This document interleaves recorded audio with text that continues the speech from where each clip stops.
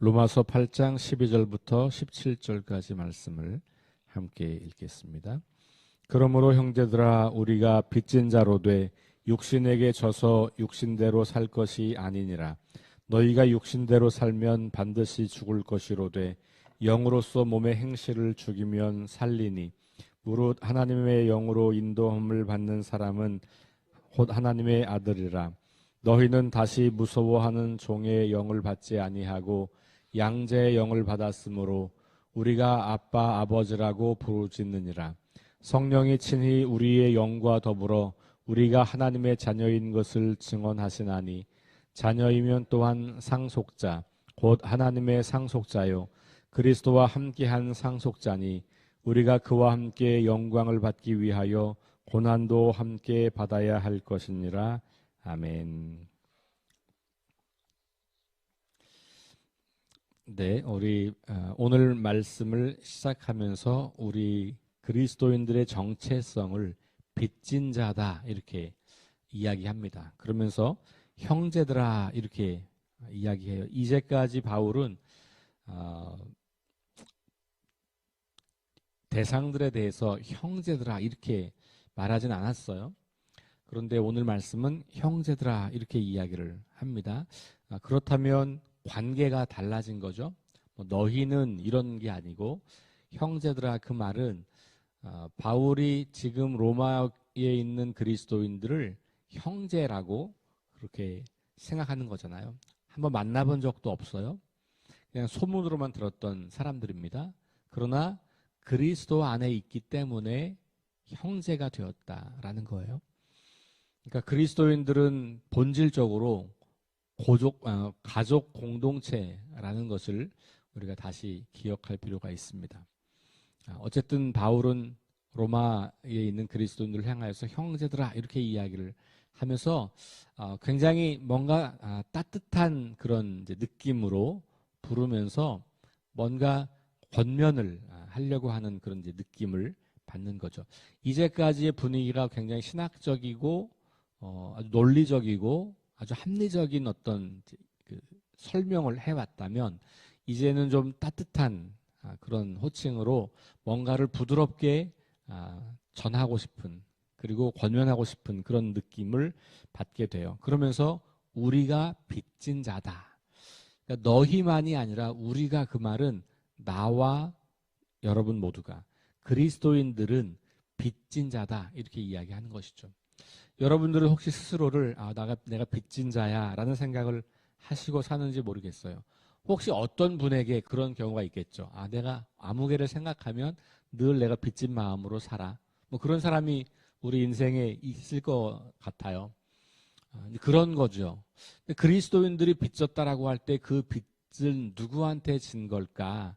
이걸 생각해 보면 복음의 핵심으로 들어가면 하나님의 은혜로 말미암아 우리가 하나님의 의에 들어가게 된 거니까 하나님에게 빚을 진 것이죠.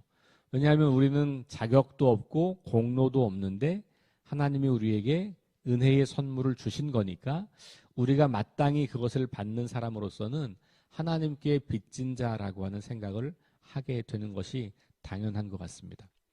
그래서 빚진 자라고 하는 말을 하면서 이제는 그러면 우리를 사랑하셔서 우리에게 그 의를 나타내 보여주신 그분을 따라서 그분과 함께 그분을 기쁘게 하는 삶을 살아야겠다, 살아갑시다 라고 하는 말을 하려고 하는 거죠.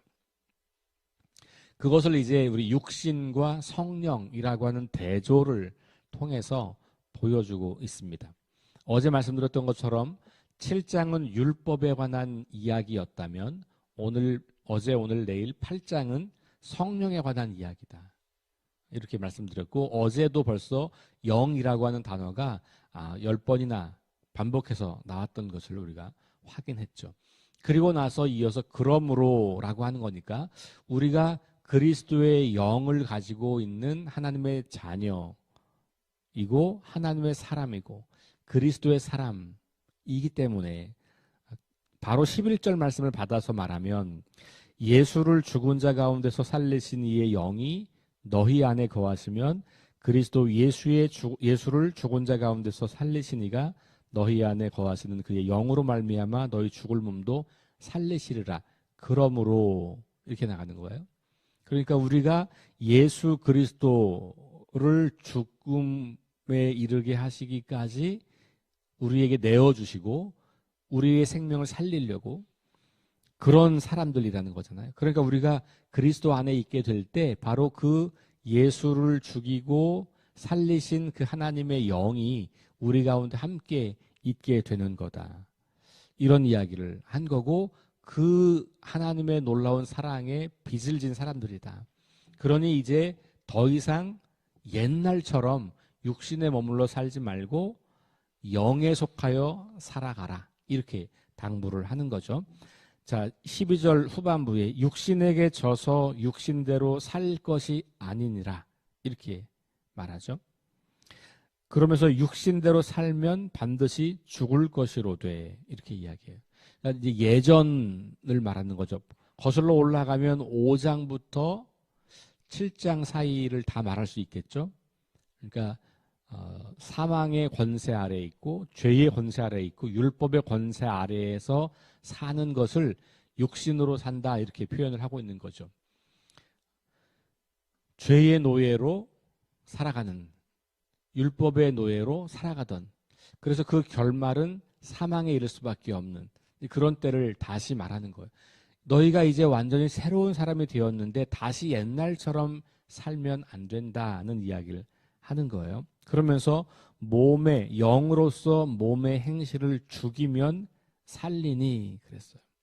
죽음과 삶, 죽음, 생명 이런 게 이제 또 반복돼요. 우리가 죽는 것은 육신대로 살게 될 때 죽는 거죠. 사는 것은 영으로서 살아갈 때, 그래서 영으로서 육신으로 살고 싶은 그 몸의 행실을 죽이면, 그러면 산다라는 말을 하고 있습니다. 예전에 우리를 지배하던 육신을 따라 살지 않고 우리 안에 거하셔서 우리를 하나님의 자녀로 인정하시고 우리의 삶을 새로운 차원으로 이끄시는 그 성령을 따라 살게 되면, 그리고 아직 우리 몸에 남아있는 죄된 습관과 행실을 부인하는 삶을 살면, 그래서 하나님의 원수가 아니라 하나님의 자녀로 삶을 살게 되면, 그러면 우리에게 생명이 약속되어 있다는 것이죠. 그런데 여기서 몸의 행실을 죽이면이라고 되어 있는 이 말, 굉장히 좀 센 말이잖아요. 죽인다. 그 의지를 가지고 내가 강력하게 주도적으로 행하는 거예요. 그러니까 우리가 죄와 맞서 싸우는 것은 저절로 되는 일이 아니라는 거예요. 내가 의지를 가지고 아주 투쟁을 하는 거죠. 그럴 때 우리가 죄를 이길 수 있는 거예요. 그런데 이제 신분의 변화상으로 보면 우리는 이미 죄를 이길 수 있는 사람이에요. 그러니까 하나님께서 우리를 더 이상 죄의 노예가 아니라 하나님의 자녀로 우리를 인정해 주셨단 말이에요. 그러니까 영적인 의미에서 우리는 죄를 능히 이길 수 있고 죄에 매여 살지 않는 사람이 된 거예요. 근데 이제 실제 우리의 삶에서는 그게 잘 되지 않는 것을 우리가 경험하잖아요. 영적 실제와 실제로 우리의 삶의 모습은 차이가 있을 수 있어요. 그래서 바울은 이 말씀을 우리에게 굉장히 중요하게 주는 거예요. 죽이라는 거예요. 내가 이미 죽었다라고 하는 것은 신학적 선포이고 영적인 실제라면, 내가 죽인다라고 하는 것은 내가 그 신분의 변화를 인정하고 내 정체성에 걸맞는 삶을 살려고 내가 의지적으로 노력하는 것이에요. 이 두 가지가 우리한테 굉장히 중요해요. 저절로 죄를 이길 수 없어요. 그럼에도 불구하고 하나님은 우리가 죄의 지배로부터 벗어났다고 선포하고 계세요. 우리에게 중요한 것은 그 하나님의 눈으로 우리 자신을 보는 거예요. 아유, 어떻게 내가 죄를 이길 수 없지. 아, 이건 죽을 때까지 해결 못하는 거야. 라고 바라보는 게 아니고 나는 죄의 노예가 아니야. 이제 이 죄를 이길 수 있는 사람이야. 라고 하는 새로운 정체성을 실제적으로 믿음으로 받아들이는 거예요. 그리고 나면 그래, 내가 이렇게 새로운 사람이 되었으니 죄와 맞서 싸워서 이겨야지. 이 죄를 죽이고 내가 하나님의 영을 따라 살아야지 라고 하는 의지적 결단과 그 삶을 살아가는 거죠. 이것은 이제 계속되는 연습이 필요해요. 군인이 될 때 제일 처음에 훈련소에 들어가요. 그럼 이제 군복을 다 주고 군인의 훈련을 해요. 그런데 그 수준은 아주 형편이 없어요. 그래서 예를 들면 군생활을 한 10년쯤 한 사람이 훈련소에 가서 그 사람들을 군인이라고 보면 군인 안 같아요. 그렇죠? 아직 맨날 걷던 이 걸음도 제대로 못해. 군대식으로는. 오른쪽으로 가라 왼쪽으로 가라 이것도 헷갈려. 총도 잘 못 쏴. 뭐 할 줄 아는 게 아무것도 없어요. 근데 훈련을 하죠. 그러면 시간이 지나면서 조금씩 익숙해지고 잘 군인으로서의 능력을 발휘하게 돼요. 신분의 변화는 생겼지만 아직 그 신분에 걸맞는 능력은 갖추지 못한 상태인 거예요. 이건 꼭 군인만이 아니라 어떤 직장에 처음 들어가도 마찬가지잖아요. 신입사원들은 그 회사의 직원이 됐어요. 그런데 그 회사가 요구하는 것을 행할 만한 능력을 아직 갖추지는 못했어요. 그러니까 5년차 직원과 1년차 직원이 다르고 5년차 직원과 10년차 직원이 다른 거잖아요. 그러면 1년차 직원, 신입사원은 넌 아직 직원 아니다. 이렇게 못해요. 아무래도. 그가 무능하고 실력 발휘를 못한다고 해도 야, 넌 우리 직원 아니야. 이렇게 말 못한다고요. 아니, 말을 한다고 해도 그 신분이 달라지진 않아요. 사장님이 해고하지 않는 한 여전히 그 회사의 직원이에요. 훈련병도 여전히 군인이에요. 특전사, 아주 강한 훈련을 받은 특전사 요원도 군인이고 훈련병도 군인이에요. 왜 동일한 군인이에요? 신분의 변화. 둘 다 신분은 바뀌어진 거예요. 근데 어떤 차이가 있어요? 능력의 차이. 그 능력의 차이는 뭐냐면 그 신분에 걸맞는 삶을 살 수 있는 능력의 차이예요. 그리스도인도 다 신분으로는 똑같은 거예요. 하나님의 자녀예요. 그런데 우리가 초보 그리스도인과 성숙한 그리스도인 차이가 있어요. 그건 뭐냐면 그리스도인의 능력이 나타나느냐 그렇지 않느냐 여기 차이가 있는 것인데 그 능력을 오늘 말씀은 죄를 육신의 행실, 몸의 행실을 죽이는 것이라고 말하고 있는 거예요. 그러니까 저와 여러분들이 끊임없이 실존적으로는 야 내가 예수 믿고 구원받은 사람인데 왜 이렇게 나약하게 죄에 무너지나 우리 그렇게 고민할 때 많지 않습니까?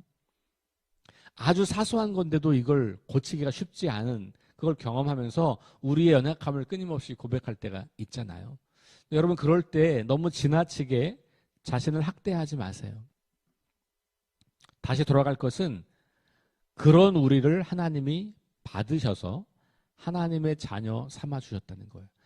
그렇게 우리가 연약할 때에 죄인이었을 때에 그리스도께서 우리를 위해서 죽으셨다는 거예요. 그래서 하나님의 우리를 향한 하나님의 사랑을 확증하셨다라는 거잖아요. 이걸 믿음으로 고백하면서 그래 그런 연약한 나도 하나님께서 사랑하셔서 하나님의 거룩한 자녀로 삼아주셨고 새로운 존재로 만들어주셨지. 이제 내가 잘 연습해서 거기에 걸맞는 삶을 살아서 하나님께 영광을 돌리고 그 하나님이 기뻐하시는 삶을 살아야 되겠다. 이게 빚진 자의 마음이라는 거예요. 바울은 그렇게 빚진 자다 이렇게 이야기하는 거죠. 그러니까 빚진 자의 마음으로 산다는 것은 첫 번째는 은혜에 감사하며 두 번째는 그 은혜 받은 것에 합당한 삶으로 우리 삶을 바꾸는 거예요. 자, 그것을 여기서 몸의 행실을 죽인다 이렇게 이야기해요. 그런데 놀라운 것은 반전이죠. 그렇게 죽이면 우리가 사는 거예요. 그렇죠? 그러니까 우리는 우리가 살려고 하면 죽고 죽고자 하면 살고 이런 신비를 아는 사람들인 거죠. 자, 그러면서 14절에 뭐라고 말하냐면 무릇 하나님의 영으로 인도함을 받은 사람은 곧 하나님의 아들이다 이렇게 이야기해요. 하나님의 아들은 누구예요? 예수 그리스도잖아요. 그런데 예수 그리스도만 하나님의 아들이 아니고 뭐라 그래요? 하나님의 영으로 인도함을 받는 사람이 다 하나님의 아들. 우리가 하나님을 아버지라고 부르잖아요. 그렇죠? 이건 굉장한 특권이죠. 우리 옛날 그 드라마 보면 그 아들인데 아버지를 아들이라고 그 아버지를 아버지라고 못 부르는 아들들이 있잖아요. 흔히 말하는 서자. 그렇죠? 그런 사람들의 평생의 그 한은 내가 이 아버지의 자녀로서 인정받고 그 자녀로 아버지를 아버지로 부르면서 사는 거. 아마 그걸 평생 꿈꿀 겁니다. 그리고 어느 날 정말 드라마처럼 그 아버지가 아들아, 오늘부터 나를 아버지라고 불러라. 다른 사람들이 뭐라고 하든 넌 내 아들이야. 그렇게 말하면 아마 감격에 겨워서 그 아버지에게 자기 생명을 바치면서까지도 아버지를 사랑하고 아버지를 지키려고 할 거예요. 그게 빅진자의 마음인 거예요. 하나님께서 우리를 감히 하나님을 아버지라고 부를 수 있도록 허락하셨다는 거예요. 이게 놀라운 신분의 변화인 거잖아요. 이 신분의 변화. 근데 그게 뭐 때문에 가능하냐면 하나님의 영으로 인도함을 받을 때 가능한 거예요. 그러니까 우리가 육신대로 사는 게 아니라 죄의 노예로 계속 사는 게 아니라 영으로서 우리 안에서 말씀하시고 우리를 이끌어 가시고 우리에게 진리를 가르쳐 주시는 그 성령님, 하나님의 영을 따라 살아가려고 할 때 우리는 하나님의 아들이라고 불리운다라는 거예요. 그러니까 15절 보니까 다시는 무서워하는 종의 영을 받지 아니하고, 이 무서움은 두려움이잖아요.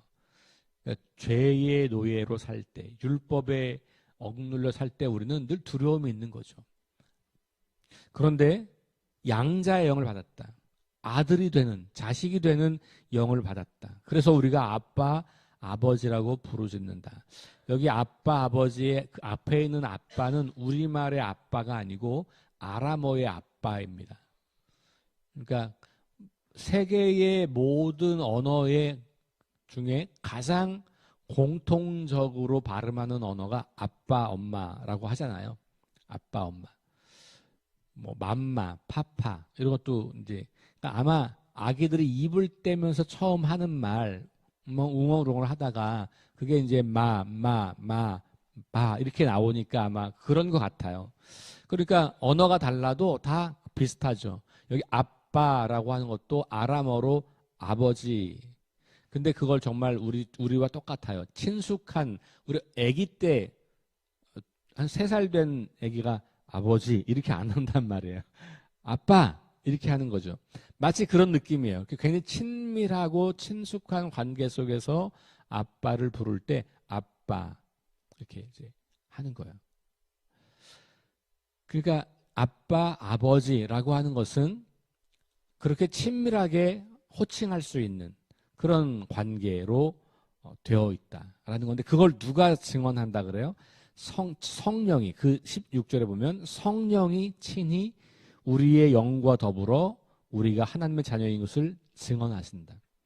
그러니까 성령께서 우리에게 계속해서 확인시켜 주는 건 뭐냐면 너 하나님의 자녀야. 너 하나님의 아들이야. 너 하나님의 딸이야. 우리 안에서 끊임없이 그렇게 우리를 확인시켜 주는 거예요. 그러면 반대의 목소리도 들려요. 야, 너까지 너 볼 것 없어. 너처럼 하나님이 너 사랑하지 않을 거야. 네가 하나님의 아들이라고 웃기지 마라 그래. 이렇게 이야기하는 이 우리의 내면의 음성 혹은 다른 사람들의 이야기가 우리에게 끊임없이 들려오지만 여전히 우리가 하나님의 자녀라고 증언하고 계신 분이 계신데 그분이 성령님이다 라는 거예요. 왜냐하면 우리가 양자의 영을 받았기 때문에, 하나님의 영이 우리 안에 거하시기 때문에 우리는 누가 뭐라 그래도, 혹 우리가 조금 부족하고 연약하여서 하나님의 자녀다운 삶을 살지 못하고 부끄럽게 사는 그 순간에도 성령께서는 오셔서 너 하나님의 자녀야 라고 확증해 주신다는 거예요.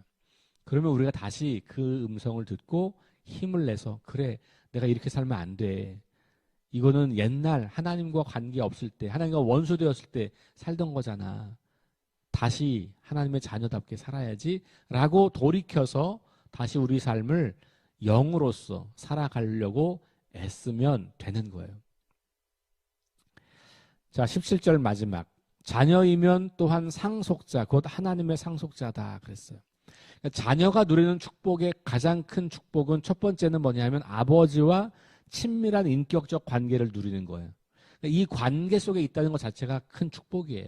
아까 말씀드린 것처럼 아버지를 아버지로 부를 수 없고, 그렇죠? 그러게 아니고 그 아버지를 아버지로 부르면서 친밀한 관계를 누리는 거. 이거 우리 5장으로 말하면 하나님과 화해되었다는 말이에요. 하나님과 화해되었기 때문에 우리는 원수가 아니라 자녀가 된 거고, 그래서 하나님을 아버지로 부를 수 있는 거잖아요. 두 번째 축복은 뭐냐 하면 그 아버지의 것이 다 내 것이 되는 축복이에요.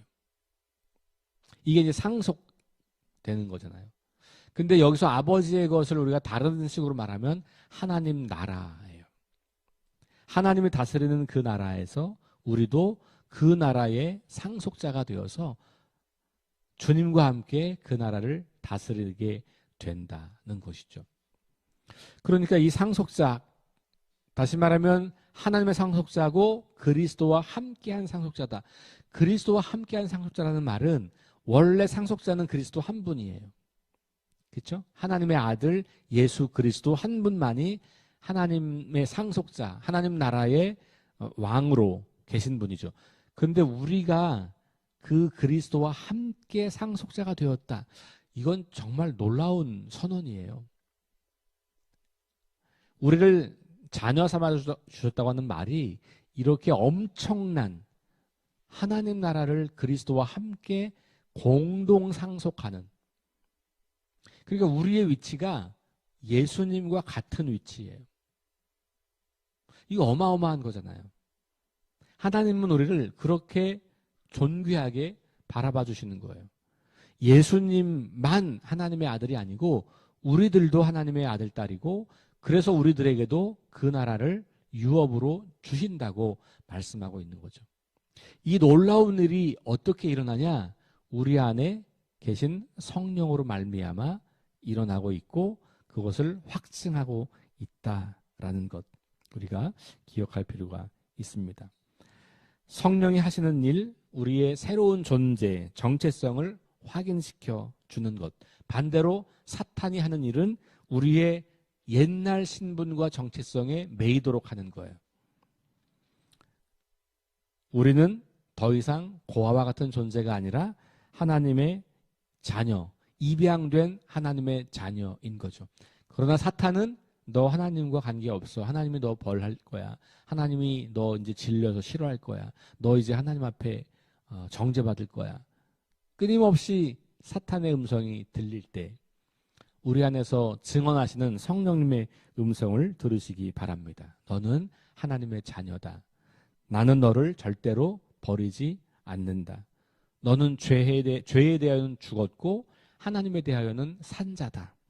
너는 하나님과 화해되었고 은혜 아래 거하며 장차 올 영광을 바라고 완성될 구원을 얻을 자격이 있는 사람이야. 조건은 우리가 그리스도 안에 있을 때, 성령 안에 있을 때, 우리 안에 계신 성령님을 따라서 살아갈 때 그런 존재라고 하는 것을 다시 확인시켜 주는 것이지요.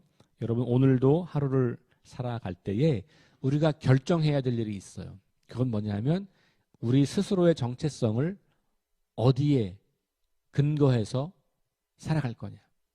하나님이 우리에게 약속하시고 말씀하신 대로 나를 그런 사람으로 인정하고 살 거냐? 아니면 그냥 옛날처럼 난 뭐 그냥 그런 사람이지. 날 봐, 내 꼴을 봐.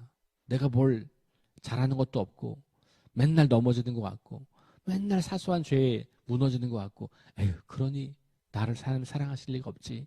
이렇게 자꾸 옛날 방식으로 우리를 규정하고 살 건가? 그러니까 하나님께서 우리에게 주신 너무나 분명한 정체성을 내가 붙잡고 살아갈 거냐? 이게 우리가 매일매일 결정해야 하는 영적인 싸움이에요.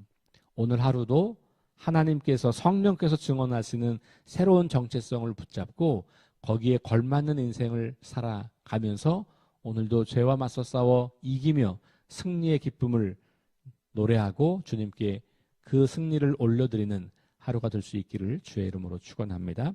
기도하겠습니다. 하나님 감사합니다. 우리가 하나님의 자녀라고 말씀해 주시는군요.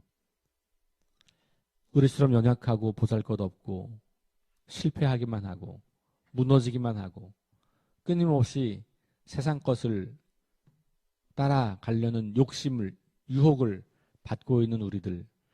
그러나 우리가 그리스도 안에 머물고 우리 안에 계신 성령님의 음성에 귀를 기울일 때 내가 너를 사랑한다. 너는 내 아들이다. 내 딸이다. 내가 너를 고아처럼 버려두지 않을 거다. 내가 너를 입양했다. 내가 너를 나의 자녀로 나의 상속자로 삼았다. 라고 하는 말씀을 오늘도 들려주셔서 감사합니다. 오늘 하루 동안 이 말씀을 끊임없이 묵상하고 되뇌이며 그 정체성에 걸맞게 거룩한 삶으로 하나님께 영광을 올려드릴 수 있도록 인도하여 주옵소서. 예수님 이름으로 기도합니다. 아멘. 우리 함께 합심해서 기도합니다. 성령의 능력으로 하나님 나라를 증언하고 살아내게 하소서. 하나님 말씀이 기준이 되게 하소서. 질병과 연약함으로 고통당하는 사람들을 치유하여 주소서. 전쟁과 자연재해와 가난과 억압으로 고통당하는 지구촌 이웃들에게 은혜를 베푸소서. 우리 함께 합심해서 기도하시고 개인 기도하고 돌아갑니다.